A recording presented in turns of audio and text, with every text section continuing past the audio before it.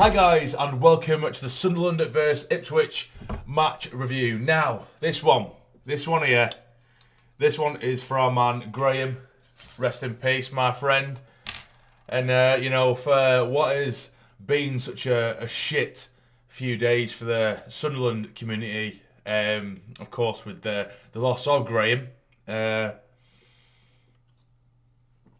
I know full well that he wouldn't have wanted us to make such a big hoo-ha and a big spectacle of of his passing. He'd say, "Oh, come on, get over it," type thing. But we have done, and I'd like to think that win and that victory was for him. As cheesy as that might sound.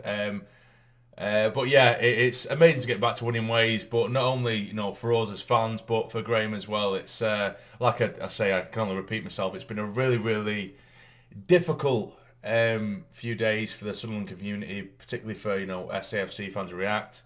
For me, it has been. I'm not going to sit here and claim that I was the closest man in the world to Graham, but I knew the man, and I knew his character and what he was about, and we've lost an absolute legend. So, without sounding like too much of an utter douchebag, can we all raise a glass, be it water, alcohol, whatever you guys are drinking at home, for Graham? And I suppose hit the like button for him as well. Obviously, that sounds stupid, but even so, whatever. Yes, that was for you. But let's get into the match review. So, we took on Ipswich, and, we started off with the lineup. We have a look at the lineup, and I won't lie to you, I wasn't happy. I weren't particularly happy. We had Hoffman in goal. We had Luke O'Nien playing left back. We had Winchester playing right back. Then in the middle of defence, we had Bailey right, and we also had Doyle as well. So of course, if you saw my preview to this game, I did want Flanagan there. Now don't get me wrong, as I mentioned in the preview, Flanagan was or has been very poor for us, as has Doyle in pieces in our recent bad run of form. But Flanagan on Monday is kept out Italy's front line. He got a clean sheet for Northern Ireland. Then he finds himself on the bench for Sunderland against Ipswich at the weekend. Do you know what I mean? So I'm sure you can understand why I was a little bit sort of bemused by that. Because if it was a purely form game for Lee Johnson, then I wouldn't have been annoyed because it would have made sense. But we got battered 5-1 from Rotherham, and he kept the same lineup for the Sheff Wednesday game when we got battered 3-0 again. So that we can't really just pick and choose when the argument is actually relevant. But either way, we're not winning, so he gives a shit. So we had Wright and Doyle in the middle of defence. We started off with a 4-4-2. Like I say, we had Neil and we had Evans in the middle. On one wing, we had Lyndon Gooch. And on the other, we did have Elliot Embleton. Then up top, as I really, really wanted, and I made sure you guys knew what I wanted in the preview to this game, Broadhead and Stewart. Now, getting into the game, for the opening sort of 5 minutes or so, the tempo was very high. It was very evenly matched. There was certain challenges flying in, and I loved it. And what I like to see is we're competing. It weren't a pretty, performance at all. Particularly, like I said, if we're speaking about the first 5 minutes in particular, both sides were hitting each other hard. They were pressing hard. We were flying forward. Then they'd nick the ball off us. Then they'd fly forward. Then we'd nick the ball off them. But after that sort of 5 minutes, as if that sort of confidence started to show a little bit, or should I say the lack of confidence, because we started to sit deeper and deeper and deeper, and that's kind of, it's almost just almost expecting ourselves to be on the back foot when we weren't. Do you know what I mean? We weren't on the back foot. And I think it's a mentality game now at the minute where, like I say, it was an even 5 minutes. It looked like it should be an exciting game of football. And it was, because Ipswich are a massive club, as a Sunderland. Those two, in this division, it should never be happening anyway. But it was a good, competitive opening 5. And I thought, this is going to be a sick game. This is going to be a class game. And then after about 5 minutes, we just kind of like curled up in a ball and we sat back. We got deeper and deeper and deeper. And then they were just pumping balls into the box. They were getting corner after corner after corner, and luckily we were defending somewhat well. We probably had to ride our luck a couple of times, but Aluko on one wing for Ipswich was absolutely destroying O'Nien at times, and Gooch when he was over on the left hand side, it was absolutely doing him. But we kept going, and for the sort of last 5-10 minutes of the half, after sort of weathering the storm, which was the majority of that first half, we started to push. We started to push a little bit, and we had I hate blaming the refs, and if you follow me on Twitter, you'll see that I did blame the ref, and then things changed towards the end of the game, but we'll talk about that shortly. But towards the back end of that first half, There was times where, Ross Stewart, he brought it across the centre of the pitch. He was waiting for some movement. Then their centre mid come across, and it's completely body checked him. He's near enough giving him a haymaker, and the referee's given nothing. 2 minutes later, we get it down the left-hand side. Ross Stewart, broadhead, plays it into Stewart. He's taken on the lad on the left-hand side, brings it into the box. The lad has swiped him with his leg, so he's stood on his foot, and then he's put his left arm across him, brought him down, dragged him down.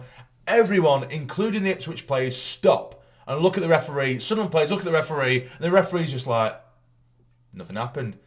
To the absolute bemusement of even the Ipswich players, they carry on. After literally a 3, 4, 5 second pause, it was madness. And of course at this point I'm fuming, as the Sunderland fans. They continue.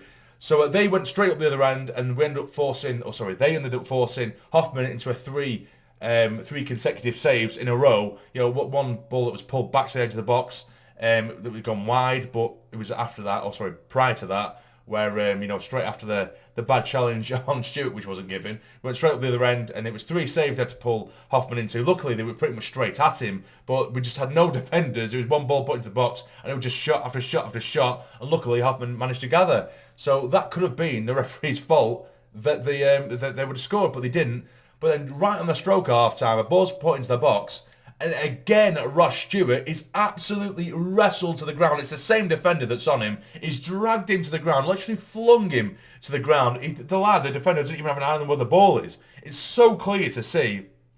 If the ref can't see it, the linesman sure as hell has seen it, and he still does not have the bollocks to do it, and he hasn't given it. So the half-time whistle goes, and I'm thinking to myself, yes, we're not playing particularly well. Ipswich have been the better team. I don't think we've tested the keeper. In the opening 45 minutes, we weren't great. We weren't.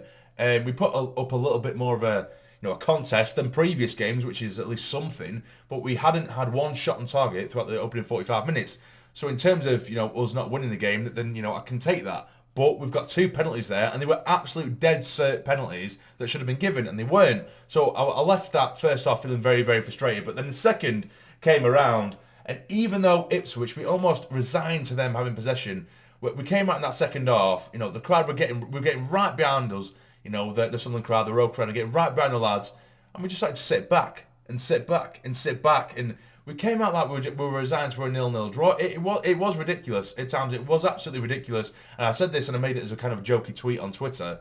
But there was a period where, like I say, the opening sort of 15, 20 minutes of that second half, it was all Ipswich, just pinging balls into the box, not necessarily testing Hoffman because they didn't, but they were pinging balls into the box, they dominated possession, and we didn't offer anything at all. The press had disappeared completely. But there were times where Lee Johnson was on the sideline, and he was very visibly, and he was screaming, and it was visible that he was making the gestures for everyone to get up, to getting the lads to get up, and in response, the players were also quite visibly sitting deeper. So that was my thought, just thinking, do any of the lads even respect this guy? You've got this little little Scrappy-Doo, sat on the edge of the on the touchline, screaming at lads to get forward, and everyone's sitting back. So it just makes you think, is it the manager's fault? Well, of course, the manager has to earn the respect of the players, but for me, it just made me think, I don't think these lads do respect Lee Johnson, regardless of the result in the end, but I don't think these lads do, because they're not listening to the guy, clearly.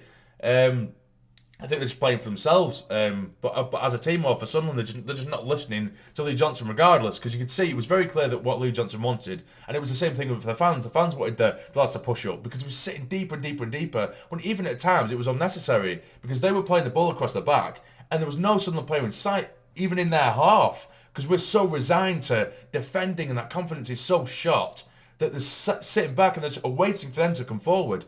Rather than pressing him and making, asking questions of him. But eventually, we do. We somehow break the deadlock. And I'm going fucking mental. So the ball comes in from a corner. Pritchard comes on, puts the ball in. It defeats the keeper, goes past the keeper from the corner. And there's Luke O'Nien. It looks like it was kind of a flick header where we didn't expect the ball to come all the way through to him. But it's kind of hit him on the stream that I was watching. It looked like it was just drifting wide. And it took a good 3 or 4 seconds once the ball had gone in for even the crowd to realise that it had gone in. That I'm absolutely fucking mental. 1-0, Luke O'Nien, the lad who has been the scapegoat for so many people. Don't get me wrong, I'll say when he's shit, but whenever the team plays shit, everyone just seems to go at Luke O'Nien. But I'm buzzing for the lad, I was screaming, I was going, get in, Smiler! Because everyone just says all he does is smile. So, I was buzzing for him. And then for all the shit that the referee has done, The ball comes to Ross Stewart. There's not long left. There's literally a minute or two left. Aidan McGeady's come on the pitch as well. But the ball's bobbling for Ross Stewart on the sort of left-hand side of the box. And he's got to lash at it. It would have been a hopeful effort. It probably would have hit the corner flag. But it's bounced immediately. It's less than a frigging yard off the Ipswich defender. It's smashed. It's absolutely cannoned off his arm. And everyone just thought he was going to go out for a corner. The referee blows the whistle, much to the bemusement, even the Sunderland fans. But of course we're not complaining. Aidan McGeady steps up. He puts it away and we get ourselves a 2-0 win. So as you can see, the smile on my face, I'm happy. I'm absolutely happy.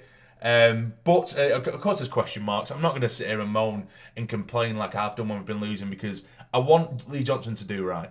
I want Lee Johnson to turn it around. I want him to do well, because if Lee Johnson does well, it means that my club that I love, Sunderland, are doing well as well, if that makes sense. I'm not going to sit here and have, you know, some kind of weird initiative to just want our manager to fail because I don't like the guy, because I do want him to do well.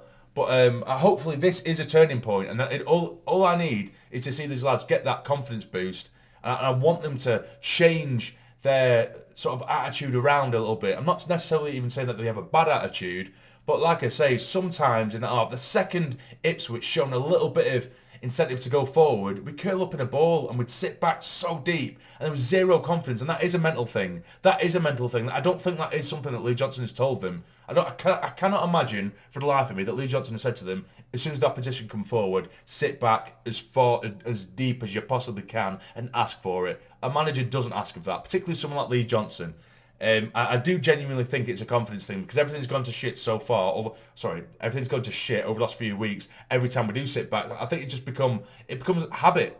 But hopefully this 2-0 win against a team like Ipswich as well, who are a very good team. I probably haven't given them enough credit. You know, we've got Luco on one side, Edwards on the other, who battered us for the majority of the game, and we did defend well. In pieces, we did defend well, so I have to give it to the lads. And we did stop a lot of the crosses. So that's just what happens. If you get and close the space down on the wings, then generally the majority of the chances and the goals that we've conceded in recent weeks, they wouldn't have happened. But we did it today. So yeah, absolutely buzzing. Absolutely buzzing. But I wanted to just make sure in this review that I need to state the negatives as well as the positives. Do you know what I mean? Because otherwise it makes it look like I'm fickle. And we can't be having that, can we? We can't be having that. So my man of the match. I tell you what, who am I going to give man of the match to? I'm not going to be giving it to Evans, I'll tell you that, because Evans, for me, I did say I need to mix the negatives with the positives, but for me, Evans, he's been very, very poor. I could have said a lot worse words there. My choice of words could have been a lot worse. But I think he's been very poor. Since he's coming into the club in general, he's been very poor. There's a lack of leadership. I don't know where everyone's getting this from. I have no idea how he's the captain. But just every time he gets on the ball, he's trying to try and spray these balls out wide that are going straight to the opposition or straight out of play. Terrible. And everyone keeps saying, oh yeah, but you've got that leadership ability. I can't see him saying or pointing or doing anything. I mean, even Max Power last season, he was shy to the ball. I don't rate him as a footballer particularly well, Max Power. But, you know, he's screaming and shouting at players, but then offers nothing. Whereas Corey Evans, he offers nothing on the ball, and then he's not even screaming and shouting, or at least trying to offer something. Do you know what I mean? So for me, I started to throw that in there as well. I don't know why I'm trying to end on a negative, but yeah, I thought I'd throw that in there as well. But yeah, back to winning ways. We're back in the top 6 with games in hand as well, which of course doesn't mean everything or doesn't mean anything really until we actually win the frigging games.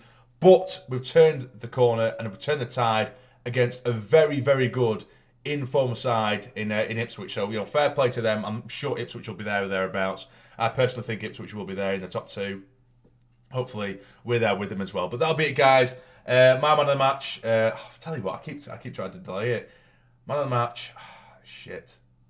I really can't think of who I would give man of the match to. I might give it to Hoffman purely because there was a good 3 or 4 times, particularly in the first half, where he did make us, or at least he saved us. Whereas the rest of the side, there's no one who sticks out for me who really did enough to get man of the match. So I'm going to give it to Hoffman. You know, a few of his kicks and his distributions were dodgy. I get that. But there was a good 2 or 3 saves in the first half. If he went there, we would have been out of sight, or Ipswich would have been out of sight by half time. So I'm going to give it to Hoffman. But yeah, that'll be it, guys. Let me know what you think in the comments down below. If you've enjoyed, hit the like button for me. It'd be massively, massively appreciated. And subscribe to the channel if you're not already to become a fully fledged member of the Sarny Army. But for now, you take care. Stay jamming.